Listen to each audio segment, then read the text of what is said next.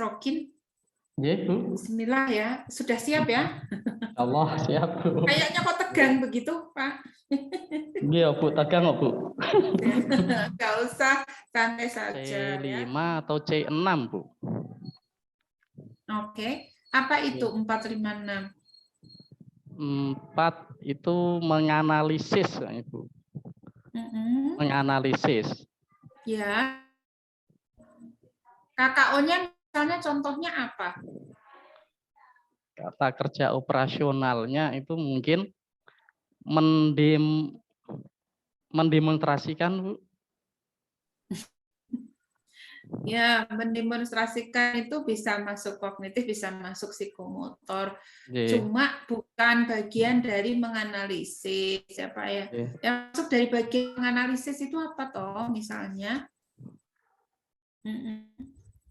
Ayo, coba dicontohkan. Kalau saya buka soalnya yang saya buat, boleh nggak, Bu? Boleh. Sebentar.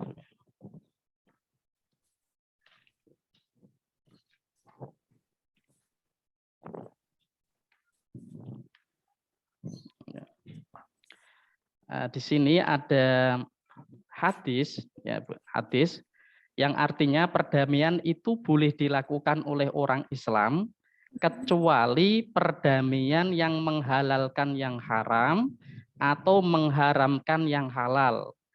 Maka perintahnya berilah contoh tentang perdamaian yang mengharamkan yang halal. Berilah contoh ya. Berilah Kalau contoh. instruksi, ya instruksinya berilah contoh itu kira-kira sudah hot belum?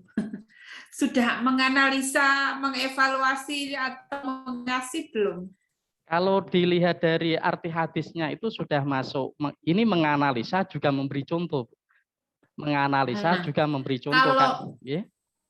Kalau meminta menganalisa, maka instruksinya harus jelas, harus ada kata kerja operasional pada analisanya. Jadi tidak hanya berilah contoh gitu, maksudnya Pak ya.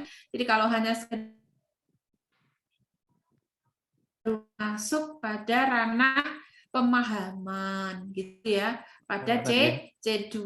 Nah, gimana caranya menjadikannya menjadi hot? Ditambahi saja Pak, cukup ditambahi yang menjadi apa misalnya, menjadi yang analisisnya. Yang lain kemarin tidak sampai ke tahapan ini, tapi karena jenengan tadi defense-nya pakai hadis itu ya, jadi saya minta untuk kemudian menjelaskan. Oke, next kemudian saya lanjut ke pertanyaan selanjutnya terkait dengan perangkat yang sudah dibuat Pak tentang LKPD. Yang jenengan ketahui apa toh beda antara LKPD dan LKS itu? Untuk LKPD itu lembar kerja peserta didik, Bu. Kalau LKS itu lembar kerja siswa.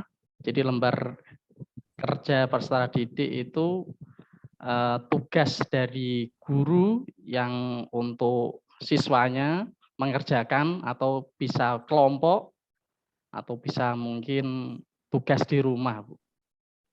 Kalau LKS? LKS itu siapa yang menyusun LKS? Untuk LKS itu biasanya disusun oleh kalau di kami itu ada kelompok kerja madrasah, jadi LKS itu di-dropping dari pihak KKM, Bu. Kelompok kerja madrasah atau MGMP bekerja sama dengan percetakan atau penerbit ya biasanya. Oke, itu dilihat dari yang menyusun. Nah, sekarang dilihat dari lingkup materi yang ada pada LKS dan LKPD itu bedanya apa, Pak? Kalau LKS itu berarti kan materi itu ya berdasarkan lingkup soalnya itu berdasarkan dari MGMP guru mapel, ya lingkupnya tentu materi sekitar materi itu. Tapi kalau dari guru yang bikin soal itu bisa berdasarkan dari audiensi atau dari muridnya itu, bisa menyesuaikan dengan keadaan murid itu sendiri atau kasus berada di sekitar lingkungan itu sendiri, Bu. Luas saya tanyakan, itu rata-rata nggak bisa menjawab. Lupa, Iya, ya. Bu, lupa. Semuanya bilang lupa. Ya. Gitu. Oh ya, Bu. Dari Apa itu? mengamati, ya, dari mengamati. Itu kan kegiatan pembelajaran, Pak. Scientific approach, mengamati sampai mengkomunikasikan itu. Dimensi pengetahuan kan ada faktual, ada prosedural, ada konseptual dan metakognitif itu loh, masa lupa? Ya, oke. Dari materi tadi saja Pak ya, yang kalau dikategorikan masuk pada dimensi apa? Dimensi konseptual, Bu. Konseptual. Karena berangkat dari hukum itu sendiri, Bu. Konsep hukum itu sendiri kan menjadi materinya konsep. Tentang apa toh tadi? Materinya misalnya tentang apa tadi? Tentang hukum wakalah dan sulhu, Bu. Oke, hukum wakalah dan sulhu. Itu masuk pada pengetahuan konseptual. Oke, terus kalau prosedural kira-kira masuk nggak? Kalau prosedural nggak masuk, karena prosedural itu nanti di RPP yang kedua termasuk syarat dan rukunnya, Bu. Oke, jadi ini jenengan pakai RPP 1 ya? RPP 1, Bu. Tapi nanti kalau dikembangkan tentu bisa menjadi pengetahuan prosedural. Al-insan itu masuk bacaan apa? Hukum bacaan apa? Insan. Khalaqal insan masuk pada ikhfa, Bu. Tajwidnya ikhfa, Bu. Karena nun mati bertemu dengan sin masuk dalam huruf ikhfa, Bu. Oke. Asyamsu. Bu. Termasuk bacaan? Asyamsu itu alnya al-syamsiyah, Bu. Al-syamsiyah. Karena A-nya itu langsung, lamnya tidak terlihat, langsung gabung pada huruf shin besar, asyamsu. Oke, ya. Oke, cukup Pak ya. Silakan meninggalkan ruangan, recordingnya bisa di stop. Harus banyak dipelajari lagi Pak ya materinya, gitu ya. Nggih. Ngoten nggih Bu, matur suwun nggih Bu. Assalamualaikum warahmatullahi wabarakatuh. Oke, kita mulai ya. Assalamualaikum warahmatullahi wabarakatuh. Waalaikumsalam warahmatullahi wabarakatuh. Pak Pak Imam. Mas Rafin ya. Alhamdulillah, pangestunipun. Saya melanjutkan pertanyaan dari Bu Mami tadi. Pak Bu Mami sudah menyampaikan soal-soal profesional dan soal-soal tertulis Al-Quran.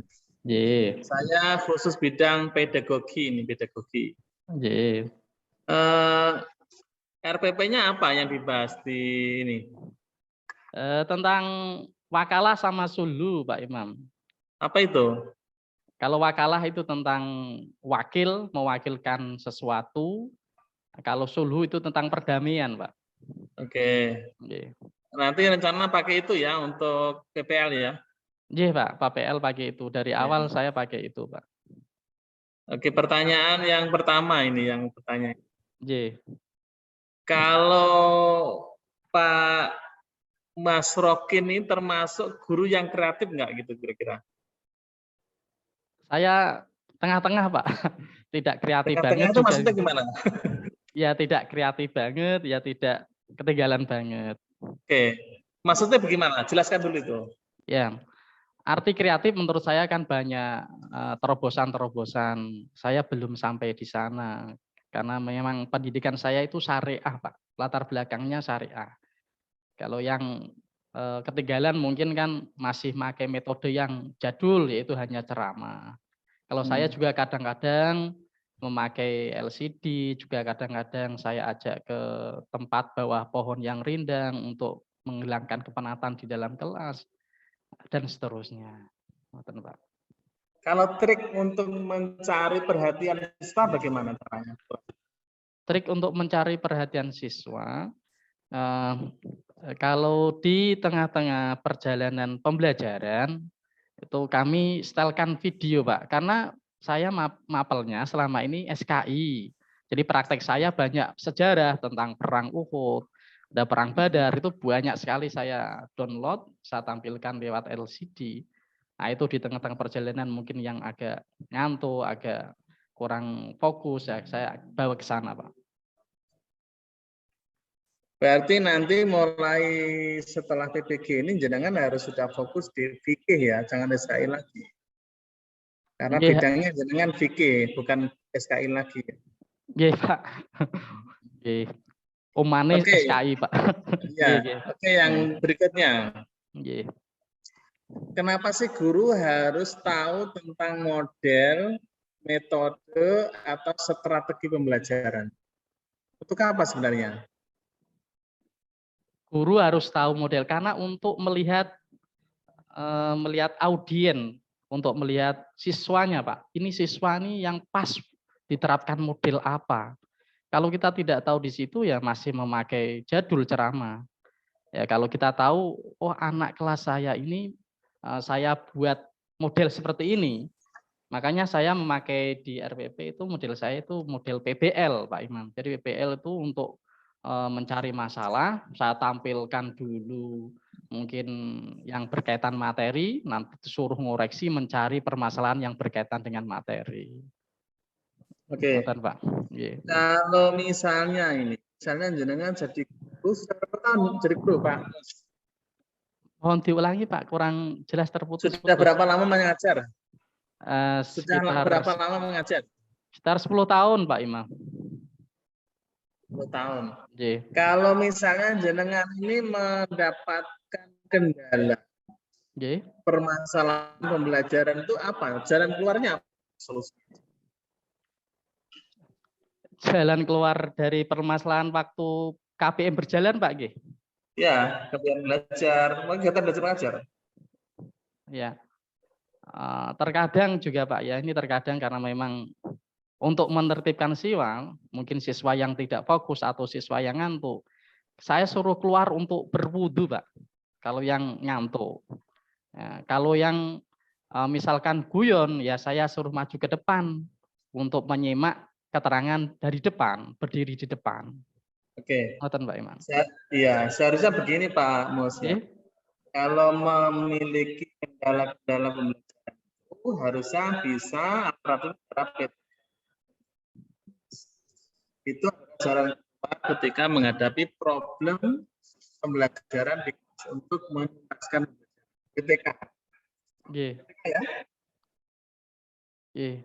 Suaranya terputus-putus banget, Pak. Ini suaranya sudah maksimal 100% ini, saya. Oh, nggih.